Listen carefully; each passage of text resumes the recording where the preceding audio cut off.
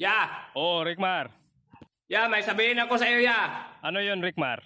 May nakita kasi akong yung mga kambras na mga wakwak dito, ya.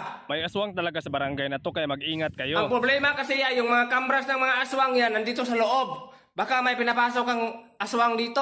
Rickmar, hindi ko pala ito nasabi sa'yo. Matagal ko na tong gustong sabihin. Ano man, ya? Natatakot kasi akong sabihin ito sa'yo, Rickmar. Anak mo, kuya? Ay, hindi, Rickmar. Hindi kita anak. Ang gusto kong sabihin sa'yo, may mga aswang akong pinapasok dito, Rickmar. Hala, kaya soy! Mo din yung mga kinambras na wakwak di ay! Rickmar, chill ka lang. Huwag kang magtaas ng boses, Sa Rickmar. man pang ganon, Midriya! Uy, hala na yung mga wakwak na bay. Naunsa man na si kuya eh. Bantog na day gabi kay nakabantay ko.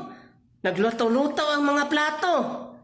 Wala na lang po na ako badlong nga kay gugasan man. Rickmar, ginawa ko yan. Pinapasok ko yung mga aswang para